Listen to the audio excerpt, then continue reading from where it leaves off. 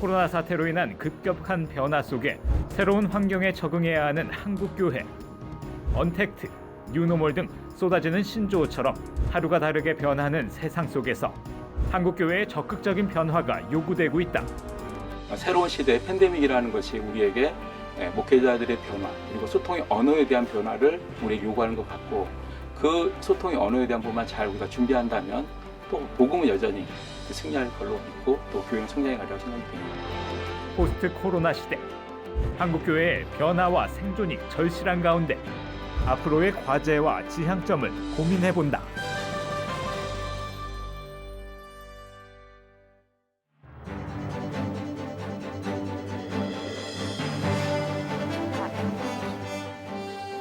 네, 안녕하십니까? 한국교회를 논하다 진행을 맡은 조동천 목사입니다. 눈에 보이지 않는 바이러스 하나가 그야말로 온 세계를 바꿔놓으면서 많은 신조어들이 생겨났습니다. 그중 코로나 종식 이후의 시간을 기대하는 그 포스트 코로나라는 단어가 우리에게 가장 익숙하지 않나 생각하는데요. 더불어서 언택트, 뉴노멀 등 새로운 문화를 나타내는 신조어들과 함께 이제는 코로나19에 적응하며 일상을 살아가고 있는 그런 모습을 보여주고 있죠. 그 가운데 온라인 사역을 병행해야 하는 새로운 환경을 안게 된 이 한국교회를 위해 네 분의 신학 교수님들이 한국교회를 위한 귀한 섬김을 이어오고 있어서 많은 관심이 모아지고 있습니다. 그래서 오늘 이 한국교회를 논하다에서는 포스트 코로나 시대를 통한 한국교회의 변화와 생존에 대한 그 지향점과 대안들에 대해서 네 분의 신학 교수님들을 모시고 말씀을 나눠보고자 합니다. 오늘 이야기 나눠주실 귀한 네 분의 교수님들을 소개해드리겠습니다. 실천 신학대학원 대학교 목회사역 조성돈 교수님 나와주셨습니다. 네, 안녕하세요. 반갑습니다. 네, 같은 대학교의 종교사역 정재영 교수님 나와주셨습니다. 네, 안녕하세요. 반갑습니다. 그리고 같은 대학교의 선교학 이범선 교수님 나와주셨습니다. 안녕하세요. 네, 반갑습니다. 네, 그리고 같은 대학의 예배학이죠. 박종환 교수님 여기 나와주셨습니다. 네, 반갑습니다. 반갑습니다. 네. 지역 목회자를 위해 찾아가는 세미나 이런 형식으로 귀한 네 분 교수님이 대전, 인천, 전주, 순천, 밀양, 경주 등 이미 많은 지역 교회들을 찾아가셔서 이 세미나와 토론의 장을 마련하고 계시는 아주 귀한 분들입니다. 지역 목회자를 위해 찾아가는 세미나. 굉장히 흥미로운 섬김이죠. 이번 세미나를 갖게 된 기획 의도와 구성 내용을 좀 들어봤으면 좋겠습니다. 조성돈 교수님과 이범선 교수님께서 말씀해 주시죠. 예, 이번 코로나가 이제 닥치니까 이제 사회도 많이 변했고요. 교회도 목회 환경이 너무 많이 급하게 변화되고 있다 보니까 저희한테 이제 요청이 되는 게 지역 목회자들이 이 방향을 좀 신학 교수들이 제시를 해주면 좋겠다라는 그러한 요청들이 있었습니다. 네. 특히 이제 그 지방에 계신 목사님들 같은 경우는 뭔가 빠르게 변화는 되고 있다고 그러는데 모든 세미나는 서울에서 이루어지고 네. 지방까지 내려오질 않고 서울을 올라가긴 또 힘들고 방향은 잡아야겠고 많은 그 불안함 속에 계시면서 네. 세미나에 대한 요청이 있었습니다. 그래서 저희가 뭐 학교 이름에 드러나 있다시피 실천신학대학원이니까 실제적인 학문들을 하고 있기 때문에 사회적인 흐름이나 아니면은 예배의 방향이나 섬김의 모양 같은 것들도 좀 제시를 해보고 싶었습니다. 그래서 네. 저희가 지방 세미나를 기획을 했었고요. 먼저 저희가 그 이번 기회에 신학자로서 신학 교수로서 좀 섬김의 자세로 가자라는 마음을 가지고 일단 강사료를 포기하고 불러주시면 어디든지 가겠습니다. 이러고 시작을 했는데 처음에 이제 3군데를 계획을 했었습니다. 그래서 이 정도 하면은 정도 코로나가 지나겠구나 했는데 그 이후에도 코로나는 지속되고 또 저희들 또 소문이 나면서 우리도 해달라 뭐 이렇게 되다 보니까 전국에 이제 12군데를 다 돌아다니면서 이런 강의를 내내 했었고요. 결국 우리가 이런 걸 통해서 신학적인 디아코니아를 좀 한다 이런 마음으로 한국교회를 섬기는 그런 귀한 기회를 가졌습니다. 네, 정말 귀한 섬김을 해주셨네요. 네, 또 우리 이범선 교수님. 예, 저는 노눈이 장독 깬다는 말이 있지 않습니까? 네. 사실 방학 때 이제 평상시처럼 해외에 나갈 수, 뭐 연구하러 나갈 수 없는 상황이고 학생들하고 준비한 프로그램도 진행할 수 없는 상황이고 그런데 한편으로 이 목회자와 선교 현장의 사람들이 이 학자들로부터 좀 이야기 같이 고민하고 좀 이 방안을 좀 들어보고 싶다. 네. 이런 것이 요구되는 시기였으니까요. 조 박사님이 처음 제안을 했습니다. 그래서 저도 노는이 장독 깨리라 이런 마음으로 동의를 하고 그런데 그게 참 필요한 결단이었다고 생각이 됩니다. 저희 4명이 이 큰 주제 아래 이제 작은 주제를 만들어서 이렇게 같이 나누어서 구성을 했는데요. 포스트 코로나 19 때의 한국 교회가 갈 방향이라는 제목으로 조 박사님이 문제 제기를 했고요. 네. 새로운 시대는 새로운 가치관으로 이런 제목으로 정 박사님이 코로나 19와 교회에 관련한 데이터를 분석을 했습니다. 네. 그리고 저는 섬기는 교회가 생존한다는 제목을 가지고 코로나 19 시대가 본래 교회의 모습을 찾아가는 그러한 기회가 되어야 된다 이렇게 주장을 했고 박 교수님은 예배의 새로운 패러다임이라는 제목을 가지고 당면한 예배의 문제 그리고 비대면 예배의 타당성과 그리고 가능성에 대해서 그렇게 발표를 한 그런 기회였습니다. 네. 그러니까 네 교수님들이 각각 그 특성에 맞게 그렇습니다. 전공 분야를 살려서 실제적인 도움을 주셨군요. 이 코로나 사태로 인해서 새로운 환경과 이 변화를 겪게 된 한국 교회를 위해서 지난해 6월부터 세미나를 진행하셨으니까 굉장히 빠르게 대처를 해주셨네요. 예, 이러한 섬김을 시작해 오신 그런 세월이 벌써 1년이 지났고요. 이 세미나의 섬김도 계속 이어지고 오면서 아마도 한국교회가 갖고 있는 다양한 고민들과 궁금증에 대해서 교수님들이 이제 구체적으로 알게 되셨을 것 같아요. 코로나 사태를 통해서 한국 교회들마다 안고 있는 그런 고민들과 궁금증이 무엇인지 그걸 좀 듣고 싶은데요. 정재인 교수님부터 말씀 좀 해주시죠. 한 3가지가 생각이 나는데요. 네. 무엇보다도 가장 중요한 문제는 이 코로나로 인해서 예배당 예배가 제한이 되고 1년 가까이 이제 예배당 출입이 자유롭지 못한 상황에 처해 있는데 과연 코로나가 종식이 되면 이것이 회복될 수 있을까? 네. 예배당에 오지 못하던 성도들이 모두 다 다시 교회로 찾아올 수 있을까? 또 사실은 교회 재정도 이제 많이 흔들리고 있고 네. 적게는 뭐 10%, 20% 이상 이제 축소가 되고 있는 상황인데 재정이 회복될 수 있을까? 네. 뭐 이런 것들이 아마 목사님들에게는 가장 초미의 관심사인 것 같고요. 다음으로 이제 코로나 경험을 하면서 성도들의 예배관이나 신앙관도 많이 바뀌고 있습니다. 네. 그러니까 이런 상황에서 과연 코로나 이후에는 이전과 똑같은 방식으로 신앙생활이나 목회가 가능할까? 변화가 있다면 어떤 변화가 필요한가? 이런 궁금증들이 많이 있었던 것 같고요. 또 세미나하면서 가장 많이 들었던 질문 중에 하나는 과연 지금 우리가 온라인 예배를 많이 드리고 있는데 교회를 신앙 공동체라고 하지만 이런 온라인이나 사이버 상에서 공동체를 이루는 게 가능한가?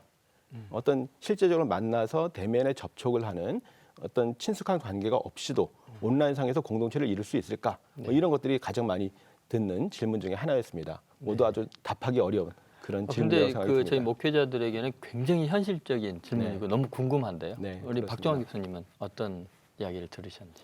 예, 우리 정 박사님 잘 소개를 해주셨고요. 네. 일단 비대면 시대에 우리가 선택할 수 없는 이런 상황 속에서 어떻게 예배를 드려야 하는지, 그리고 어떻게 찬양을 해야 하고, 어떻게 아동부 부서를 또 교육을 해야 하는지 이런 여러 가지 목회의 다양한 측면에서의 질문들이 목회 현장에 계신 목사님들이 갖고 계십니다. 특별히 이제 예배의 관점에서는 성찬을 해야 되는지, 한다면 어떤 방식으로 해야 되는지 이 부분이 사실은 개신교에서도 상당히 큰 주제가 되고 있고요. 특별히 뭐 정교회나 가톨릭 같은 경우에는 이게 굉장히 중요한 문제로 다루어지고 있습니다. 네. 정말 실제적으로 중요한 문제들인 것 같은데 이런 해답을 교수님들이 주셨다고 하니까 기대가 많이 됩니다.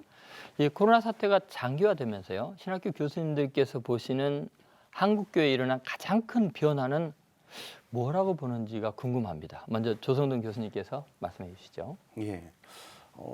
가장 큰 변화는 뭐 온라인 예배죠. 예.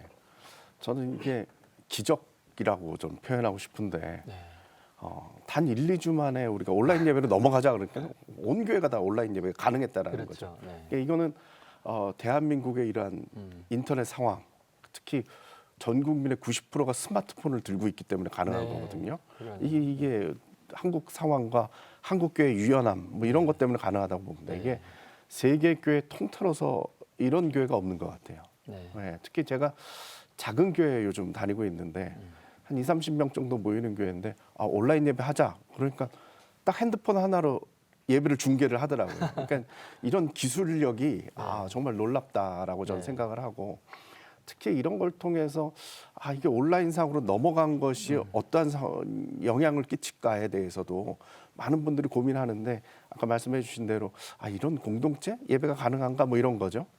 최근에 제가 재밌는 단어를 하나 만들었는데 복면성도다 이거죠. 네, 그러니까 교인들이 다 마스크를 쓰고 있으니까 이게 복면한 성도예요. 근데 이게 이제 뭐 실제적으로 예배 현장에 가보면 목사들 입장에서는 앞에 아무도 없는 설교단을 서야 된다거나 아니면 교인들이 전체가 마스크를 쓰고 자기 표정을 안 보여주는 상황 속에서의 설교는 정말 새로운 국면이지 않습니까? 근데 이제 더 큰 문제는 이후에 나타나는데 이건 뭐냐면 지금 온라인 상황이고 전체가 모일 수가 없으니까 이 기간이 벌써 1년 되다 보니까 우리 교인이 누군지를 모르는 거죠. 지금 계속 예배를 드리고 있는지 우리 교회에 속해 있는지 다른 교회를 갔는지 정말 이게 속을 알 수 없는 그러한 상황 속에서 정말 복면성도가 되지 않았나 이런 생각이 들고요. 또 하나는 지금 좀 심각한 문제인데 한국교회 교인들이 자부심을 잃어가고 있어요. 내가 기독교인이라는 걸 어디 가서 말하지 못하는 정말 이 어려운 상황을 맞고 있고 특히 청년들이나 젊은 사람들 입장에서는 이 자부심이 뚝 떨어져가지고 정말 힘든 시기를 맞게 된 것 같습니다. 네. 복면성도 아주 재밌는 표현을 하셨습니다. 그러니까 자부심을 회복한다. 우리 박주환 교수님은 어떻게 생각하시죠? 예, 가장 근본적으로는 이 지금 코로나19가 교회에 던져준 주제라고 생각을 합니다. 그것은 교회의 본질이 무엇이냐. 교회는 성도들이 모여서 예배드리고 교제하고 봉사하고 또 이런 것이 이제 가시적인 교회이고요. 또 전 세계 보편적으로 흩어져 있는 그리스도의 몸으로서의 교회. 이 보편적 교회는 사실 비가시적 교회의 의미를 가지고 있기도 하고요. 또 모이는 교회와 흩어지는 교회.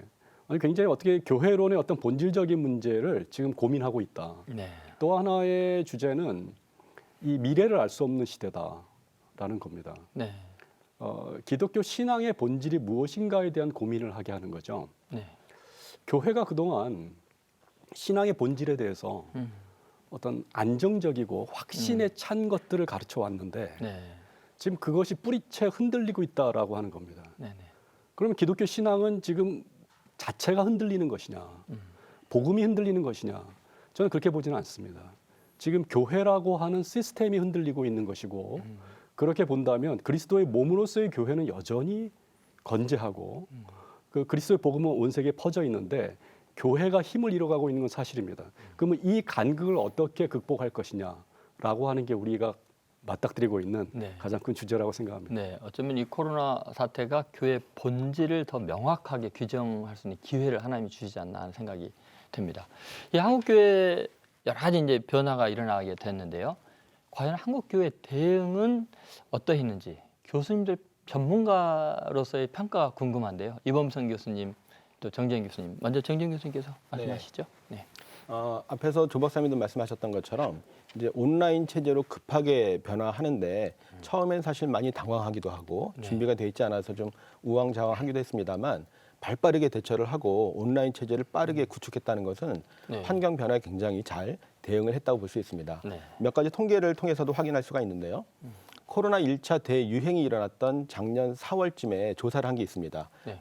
코로나 1차 유행이 이제 2월에 일어났는데 4월에 조사를 해보니까 이미 성도들 가운데 온라인 예배를 드렸다는 응답이 절반을 넘었다고 하는 것이죠. 네. 50% 이상이 본인 교회 온라인 예배를 드렸고 또 아주 적게 소수 한 3%는 또 다른 교회 온라인 예배를 드린 분도 있더라고요. 어쨌든 합하면 절반 이상이 이미 온라인 예배를 드렸다고 하는 것이고 교회 쪽의 준비를 보게 되면 출석교회가 어떻게 예배를 진행했는지 물어보니까 한 61%가 온라인 예배를 준비해서 진행을 했다고 대답을 하고 있고 또 한 15%는 온라인과 현장 예배를 병행했다고 대답을 하고 있습니다. 이 두 가지를 합하면 거의 80% 가까이의 교회가 이미 온라인 예배 체제를 구축을 하고 예배를 드렸다는 얘기니까 아주 잘 준비를 했다고 볼 수 있겠습니다.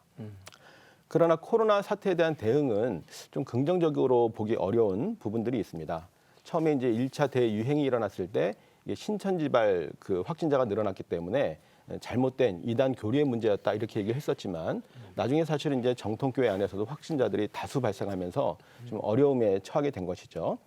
작년 8월에 조사를 했었는데 우리나라 개신교인들 70% 이상이 한국교회 대응이 썩 좋지 못했다고 이렇게 대답을 하고 있습니다.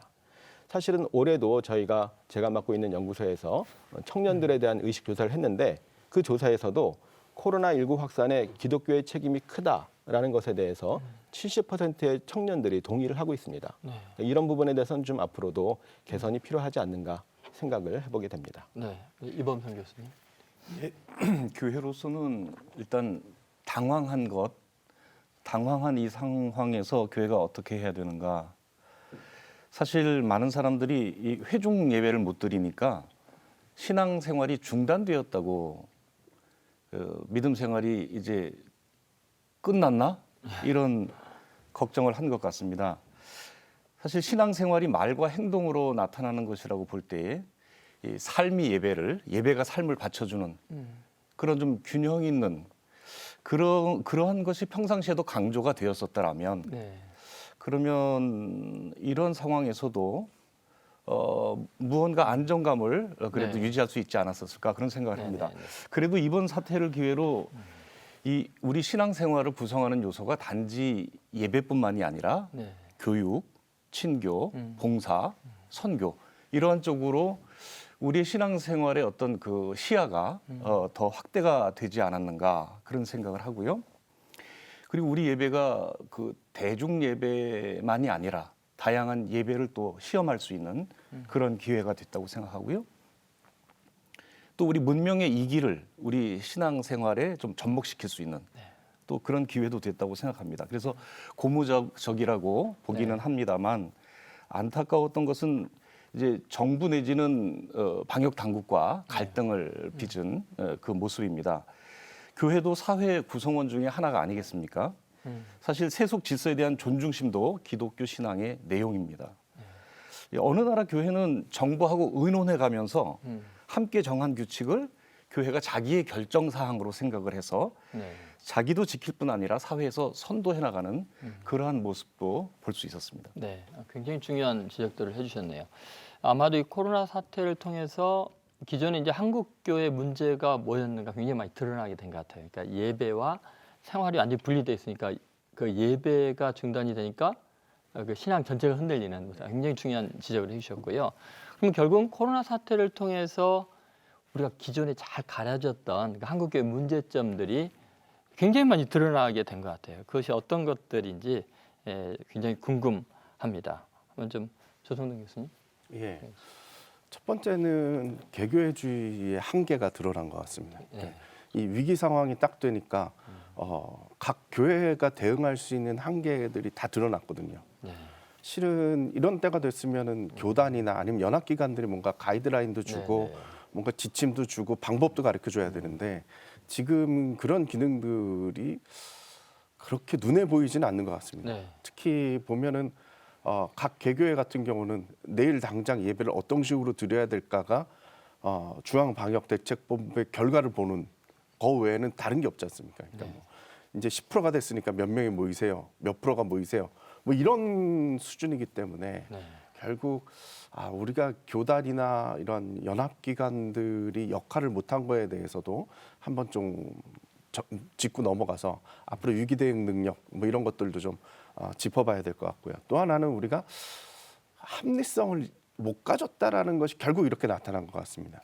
그냥 뭐가 사회적인 문제가 생기면 거기에 대해서 우리가 어떻게 대응해야 되느냐를 또 하나는 또 사회가 우리를 어떻게 지금 이러한 모습을 어떻게 볼 것이냐에 대한 고민들이 있어야 되는데 그런 것과 관계없이 우린 내 마음대로 할 거야 라고 밀어붙였던 결과들이 지금 곳곳에서 터져 나오고 있지 않습니까? 그러니까 결국 이게 합리성의 문제고 특히 우리의 신앙이 너무 그 성전 중심으로 갔습니다. 네. 그러니까 건물 안에 모이는 거에만 너무 집중되다 보니까 여기서 벗어난 이후에 대한 매뉴얼이 우리 상상력 속에 없는 거죠. 또 하나는 이 개인 신앙 문제인데요. 우리가 여태까지 그 신앙 문제를 소비자 입장을 받아들인 거예요. 네. 그러니까 교회에서 채워주는 거고 주일 학교도 교육이니까 학교에서 알아서 해주는 거지 가정이나 부모가 해야 될 거에 대한 걸 몰랐던 거죠. 네, 그러니까 지금 딱 교회가 문을 딱 닫으니까 우리가 전체가 다 어찌할 바를 모르는 결국 우리 신앙에 좀 미천한 부분들이 나타난 게 아닌가 그렇게 봅니다. 네, 우리 박정환 교수님. 예, 조 박사님 잘 설명해 주셨고요.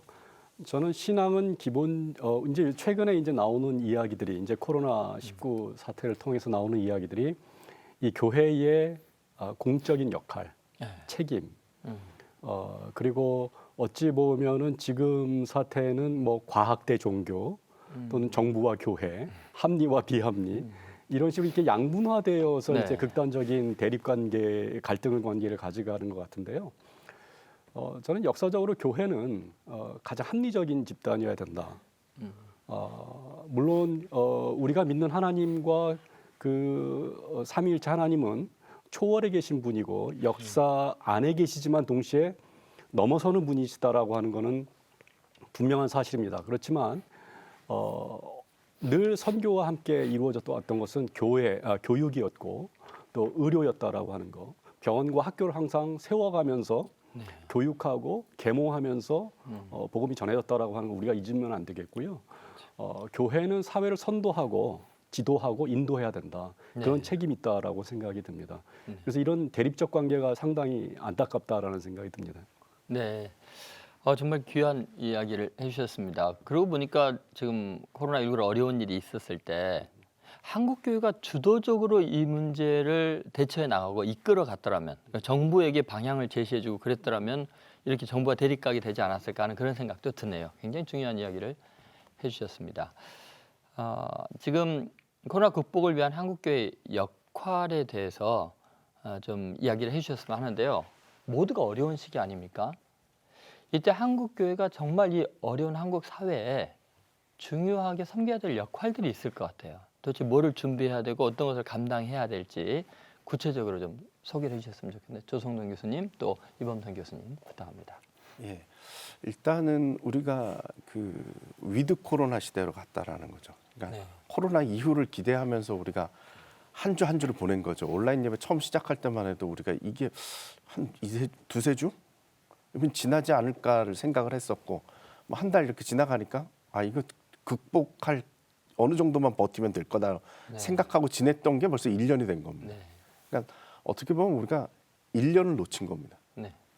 그리고 또 하나 중요하게 봐야 될 부분은 뭐냐면 이제 교인들이 변했다라는 겁니다. 그러니까 1년을 이 상황을 훈련을 받은 거죠. 쉽게 얘기하면 여기에 적응해서 벌써 왔기 때문에 이제 또 새로운 시대를 맞이한 겁니다. 교인들도 변했고 교회 상황도 변했고 그래서 올해 특징 중에 하나는 뭐냐 하면 올해는 이 온라인 상황에 맞는 목회 방향들이 나오고 있다고 보고요. 프로그램도 지금 많이 쏟아져 나오고 있습니다. 그러니까 안 모이고 언택트 시대에 맞는 프로그램들이 나오고 있는데 아주 바람직하다고 보고요. 이 상황이 올해에 끝나기만 해도 다행인 이런 상황이기 때문에 아마 1년 동안 그렇게 가야 되지 않을까 싶고요. 특히 사회적인 그 공공성 문제가 상당히 심각합니다. 지금 한국 교회가 이 실추된 이미지를 어떻게 극복할 것이냐, 어떻게 우리 교인들이 이 교회에 대해서 다시 자부심을 회복할 수 있겠느냐, 이거에 대한 고민들이 많이 필요할 것 같습니다. 결국 이 사회를 어떻게 섬겨 나갈 것이냐, 이 코로나 시대에 이걸 좀 우리가 명확하게 보여줬으면 좋겠는데요. 저 같은 경우는 이제 자살 예방 활동에 관심이 많고 그쪽을 많이 하고 있는데 요즘 제가 관심을 두고 같이 지금 일을 꾸리고 있는 것 중에 하나는 뭐냐면 이 코로나 블루 시대 때 청년들의 자살이 많이 늘었습니다. 청년들이 많이 어려워하거든요.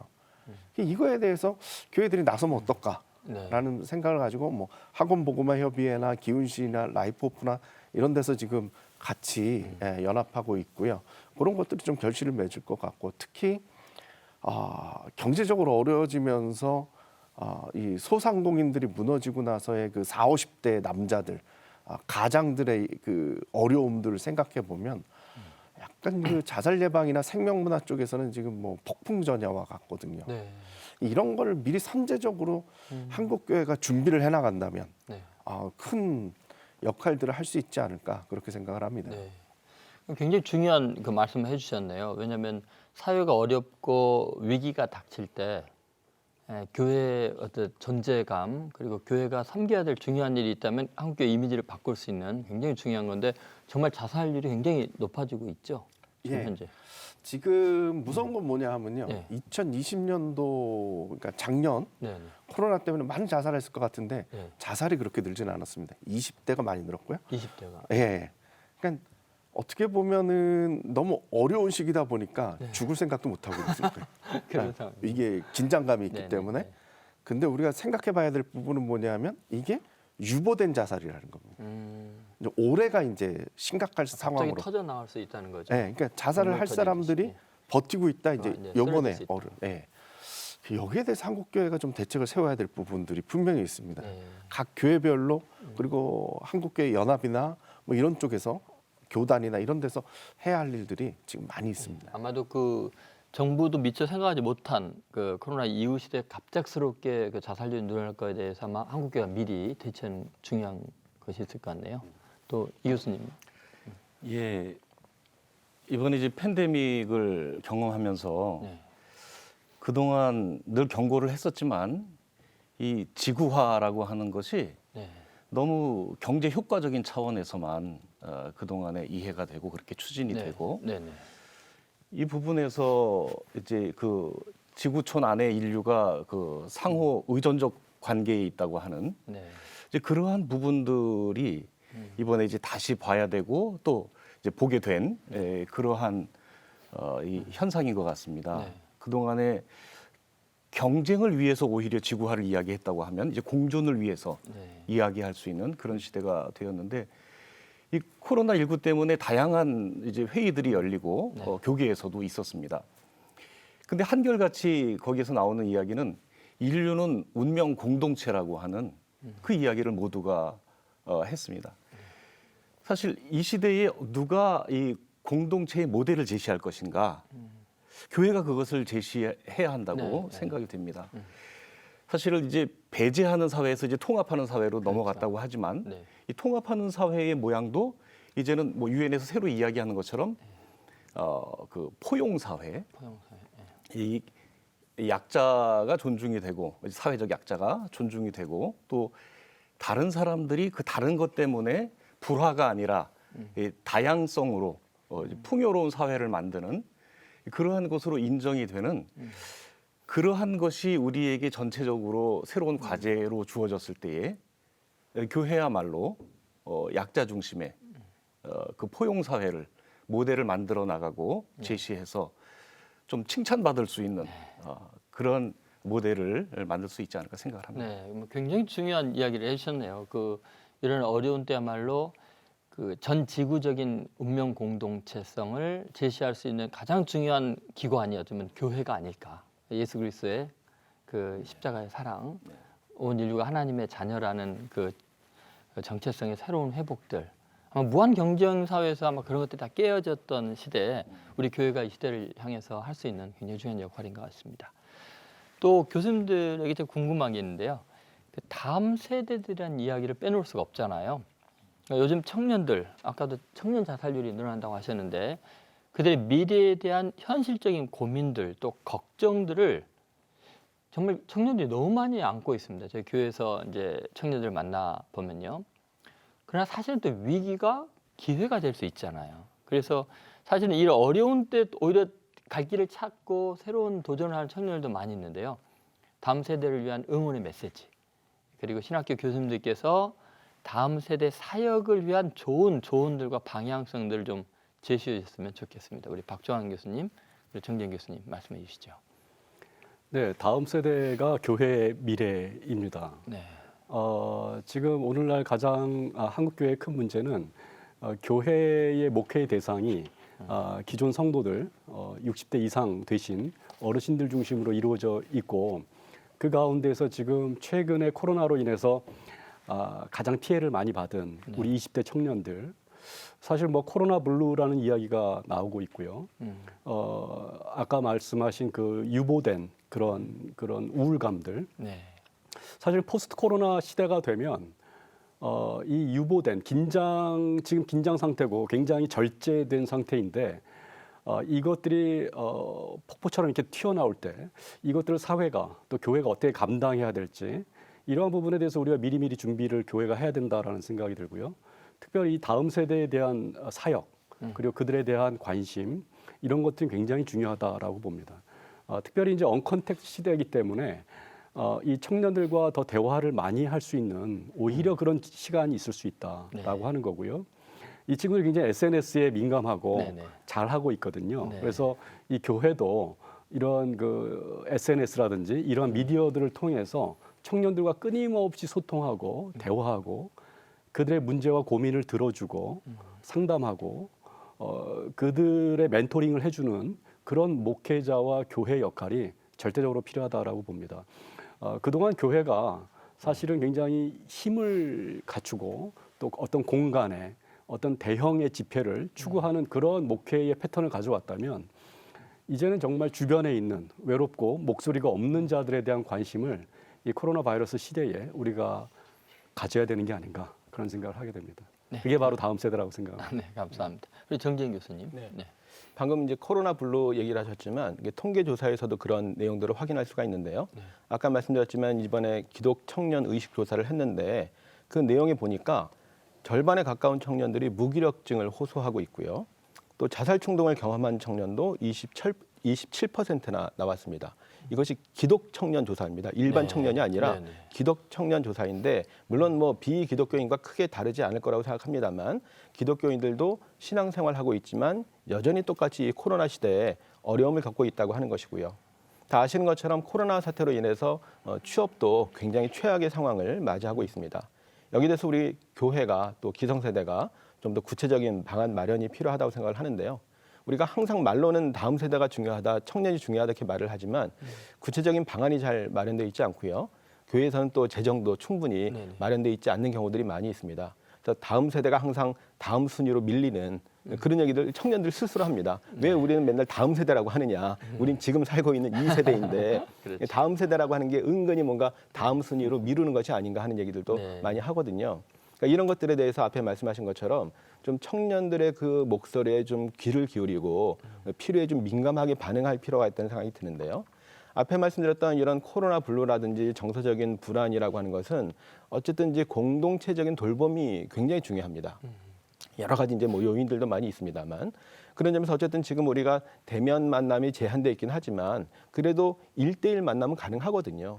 그러니까 뭐 기성세대 선배가 됐든 또는 뭐 청년 리더가 됐든지 간에 힘들어하는 청년들을 1대1로 만나서 정서적으로 지지해주고 격려해주고 이런 것들은 사실 우리가 소홀히 하면 안 된다는 생각이 들고요. 네. 말씀드렸던 것처럼 이제 경제 문제도 굉장히 심각한데 사실 교회가 경제 문제에 대해서 뭘 도와주기는 쉽지는 않습니다. 그러다 보니까 교회에서는 너무 좁게 신앙 얘기만 하고 경제 문제는 그냥 좀 알아서 잘 해결하기를 바라지만 잘 해결이 안 되거든요. 네. 그러니까 여기에 대해서도 우리가 한 마음으로 좀 같이 염려도 해주고 할 수 있다면 같이 좀 동참해 주는 게 필요한데 요즘에 청년 뭐 창업이라든지 네네. 청년 일자리 사업이라든지 뭐 실제로 일부 교회에서는 청년 협동조합 같은 것들을 만들어서 네. 기성세대가 후원도 해주고 이런 일들이 일어나고 있거든요. 그렇죠. 네. 이미 시민사회에서 많이 하고 있는 것들인데 이것을 우리가 신앙과는 조금 별개의 것으로 생각하기보다는 이 모든 것이 다 넓은 의미의 신앙 문제라고 보고 함께 참여하는 게 중요하다고 생각을 합니다. 네, 귀한 말씀 감사합니다. 사실 얼마 전까지 코로나 전까지 이제 청년들이 교회 들어올 때 핸드폰 들어오면은 놓거나 핸드폰 예배 시간 보지 말아라 막 이랬거든요. 근데 지금 핸드폰 보라고 해야 될 상황이 되지 않습니까? 그러니까 지금 청년들의 그 특성들이 정말 온라인에 아주 강하고 또 컨텐츠 만드는 것도 강할 때 청년들이 아마 우리 교회들이 그런 제시도 해줄 필요가 있는 것 같아요. 예를 들어서 성경 뭐 어떤 본문을 한번 이렇게 한번 제작을 해봐라. 컨텐츠 제작을 해서 하면은 그 좀 이렇게 상도 주고 그걸 또 교육에 활용하고 그런 장들을 마련하면서 미래를 열어주는 것 되게 필요할 것 같습니다. 이제는 위드 코로나 시대로 불리울 만큼 이 코로나로 인한 환경에 적응하며 새로운 문화들이 생겨나고 있죠. 이 코로나 사태라는 위기의 흐름에 발빠르게 대처하면서 또 오히려 더욱 건강하게 성장하고 있는 교회들도 있죠. 또 그런 공동체들도 아마 교수님들 많이 발견했을 것 같은데요. 그런 사례 좀 소개해 주셨으면 좋겠습니다. 우리 이범선 교수님. 아, 네. 예. 뭐 성장에 대해서 얘기한다면 어느 대형 교회가 성장했다는 소식은 아직 접해보지 못했습니다. 그저 제가 협동 목사로 섬기는 교회에 한 예가 있습니다. 소모임이 운영되고 있는데 그 장애인 부서 이야기입니다. 장애인 비장애인이 한 반반 비율로 모이는 한 30명 모이는 그러한 모임에서 네. 통상 한 20명 정도가 함께 모여서 성경 공부를 해왔습니다. 네. 그런데 지금 이 비대면 시대의 어려운 때에도 계속해서 이 모임이 유지가 되고 있고 더 열심히 또 더 자주 모여서 그 성도의 교제를 그래서 적어도 이제 신앙생활이 어떻게 그 중단되었다 하는 그런 느낌은 전혀 오히려 반대로 네. 더 열심을 가질 수 있는 상황이 되었는데 그것은 화상 대면이 가능하기 때문이죠. 오히려 이제 그 물리적인 제약을 가지고 있던 그 장애가 오히려 이러한 그 이제 매체를 통해서 네. 오히려 만남이 더 활성화되고 그리고 서로가 서로를 이제 신경 쓰고 보듬어주는 그런 관계에서 더 이제 마음들이 위로를 받고 따뜻하고 더 힘이 나고 네. 그래서 사실은 뭐 많은 부분에서 오히려 위축이 되는 것 같지만 오히려 거꾸로 그렇게 더 힘을 발하는 그런 것을 보게 됩니다. 그래서 이러한 경우들이 오히려 우리에게 새로운 가능성과 새로운 만남, 우리가 또 어디에 또 집중해야 되는지 그런 여러 가지를 시사하고 있다고 그렇게 생각이 네. 듭니다. 우리 박정환 교수님도 네. 간단하게 말씀해 주시죠. 네. 새로운 예배 형태들 또 교회 형태들이 나타나고 있습니다. 실제로 뭐 사이버 교회라든지 네. 온라인 교회, 온라인 처치라든지 네. 버추얼한 교회들, 네. 뭐 심지어는 아바타 교회까지도 나타나고 있으니까요. 이게 언제까지 이런 새로운 형태가 나타날지는 아직은 잘 모르겠어요. 그렇지만 이 포스트 코로나 시대, 코로나 끝나고 나도 아마 이런 온라인 형태의 커뮤니케이션 방식은 계속 병행되지 않을까라는 생각이 들고요. 또 하나 말씀드리고 싶은 것은 보내는 교회, 미셔널 처치에 대한 이야기입니다. 지금 교회가 이거 조금 짧게만 말씀드리면 기존의 교회는 건물을 지어놓고 어떤 공간에 사람들을 모아놓고 어떤 프로그램이나 예배를 드리는 게 교회라고 생각했는데 원래 성경에 나타나는 교회는 흩어지는 교회였거든요. 그렇지. 움직이는 교회였고요. 네. 유목민의 교회였습니다. 그래서 네. 지금 시대는 오히려 그러한 교회론의 형태를 가진 젊은 세대의 새로운 패턴들이 나오는 게 네. 바람직하지 않은가라는 생각을 하게 됩니다. 네, 너무 감사합니다. 지금 언택트 환경에 따라 새로운 소통 방법에 대한 이야기들이 지금 많이 나오고 있네요. 세상과 소통하지 못하여 생기는 불협화음으로 인해서 굉장히 많은 문제들이 지금 파생하고 있습니다. 우리 주변의 이웃들 그리고 내가 속한 공동체 속에서 또는 정부 정책에 따른 새로운 소통 방법에 대한 지혜가 굉장히 필요한 때인 것 같습니다. 슬기롭게 현명한 그 방법들을 좀 제시해 주셨으면 좋겠네요. 조성동 교수님 말씀해 주시죠. 예. 이 시대엔 정말 교회가 어떤 전염병의 근원진 것처럼 이렇게 비춰지고 있는 것 같은데요. 네. 실은 제가 경험하고 있는 교회들이나 어디 제가 찾아가는 교회들 보면 참 방역 열심히 하거든요. 교회 들어가는 것조차가 많이 힘들 정도로 뭐 1차 뭐 하고 2차 뭐 하고 뭐 이런 거 하는 걸 보는데요. 결국 우리가 99%가 잘해도 1%가 실수하면 결국 모두가 못한 거로 그렇죠. 네. 되는 상황이지 않습니까? 네. 그러니까 얼마 전에도 텔레비전에 보니까 어느 교회에 확진자가 다녀갔는데 아무도 없었다라는 것은 참 귀한 일이거든요. 네, 그렇죠. 그러니까 이런 것들이 좀 널리 알려졌으면 좋겠습니다. 네. 그러니까 우리가 철저하게 한다라는 거 좀 네. 보여줬으면 좋겠어요. 감사합니다. 네. 우리 정재인 교수님 짧게 말씀해 주시죠. 뭐 소통이라고 할 땐 소통의 방식은 언어지 않습니까? 그러니까 언어가 다른 거죠. 우리는 이제 신앙의 언어로 얘기를 하는데 언어는 또 관념을 담고 있기 때문에 우리가 항상 신앙적으로 우리 뭔가 특별하고 특수하다는 생각을 많이 하고 있는데 사실 우리가 좀 보편적인 언어와 그런 논리들이 좀 필요합니다. 그래서 우리 신앙에 대해서도 공적인 수준에서 어떻게 보일 수 있는지 그런 점검이 필요하고요. 우리는 신앙의 관점에서 신앙 고백으로 하는 것이지만 이것이 밖에서 볼 때는 좀 이상하게 비춰지거나 자칫 이 전염병 상황에서 이기적으로 보일 수 있다고 하는 것이거든요. 그러니까 이런 부분에 대해서 좀 점검이 필요하지 않는가 네. 생각을 해보게 됩니다. 네, 감사합니다. 벌써 마무리를 해야 될 시간이 되었습니다. 끝으로 코로나 사태로 이 한국교회 재정 여건이 굉장히 약화되고 있는 상황이죠. 한국교회 내 구조 조정이다 또는 뭐 선교 지원을 좀 줄여야 된다 이런 이야기들이 나오고 있는데요. 이 코로나 사태가 장기화되면서 예상되는 올해 한국교회의 변화는 도대체 무엇일까요? 어떻게 대처해야 하고 어떤 노력들이 필요한지 이제 시간이 없습니다. 짤막하게 말씀을 좀 부탁합니다. 우리 조성근 교수님입니다. 저는 이제 재정이 악화되다 보니까 이제 외부 지출이 많이 줄어들 수밖에 없는 그런 상황인데 한국교회 공적인 역할들에 있어서는 좀 지원을 안 줄여주셨으면 좋겠습니다. 공적인 역할. 한국교회가 지금 이미지 추락되고 있는 때 네. 공적인 역할을 해야 될 것들 이런 부분에 대해서 좀 더 우리가 지켜야 될 부분들이 있다고 봅니다. 감사합니다. 굉장히 중요한 이야기였습니다. 정재영 교수님. 저는 기본적으로 사역을 좀 다양화할 필요가 있다고 생각이 다양화하다. 드는데요. 우리가 이제 온라인 시대로 가고 있지만 온라인이 오프라인을 완전히 대체하는 것은 아닙니다. 네. 그리고 또 우리가 이제 온라인 시대가 되면서 일부 목사님들은 사람들이 이제 모이기를 피하는 거 아니냐, 모임을 폐하는 거 아니냐라고 이제 오해를 하시지만 언택트란 말은 언택트로 모인다는 것이거든요. 네, 그러니까 다른 방식으로 모인다는 거죠. 네, 모임을 네. 폐하는 게 폐하는 아니고 그렇기 때문에 우리가 기존의 관점에서만 보지 말고 좀 다양한 관점에서 다양한 사역이 좀 펼쳐진다면 네. 이런 어려움을 좀 극복할 수 있지 않을까 네. 생각을 해보게 감사합니다. 됩니다. 우리 이범선 교수님.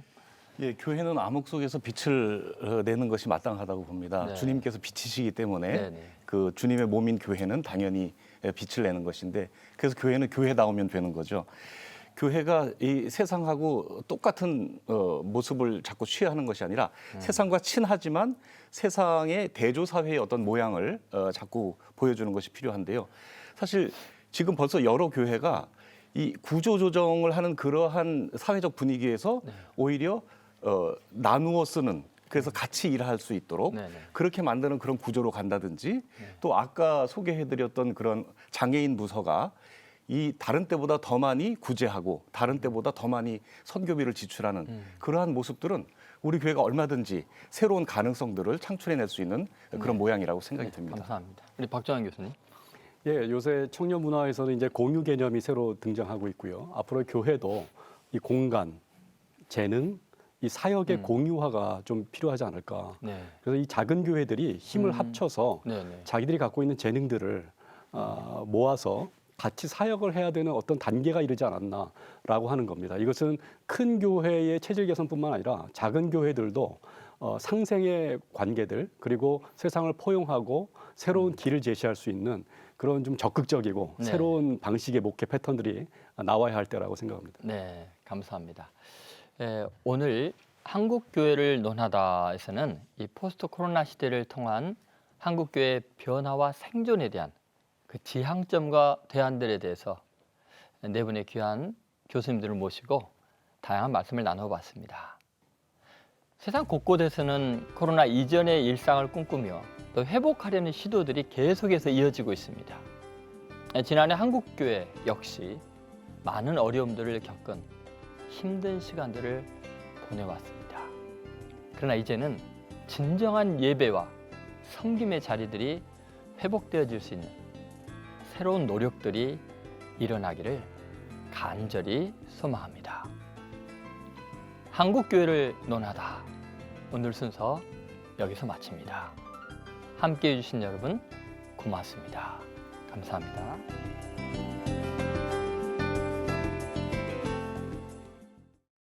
이 프로그램은 CTS 방송가족의 사랑과 후원으로 제작되었습니다. 후원전화 02-6333-1003번, ARS 060-808-1004번으로 전화주세요.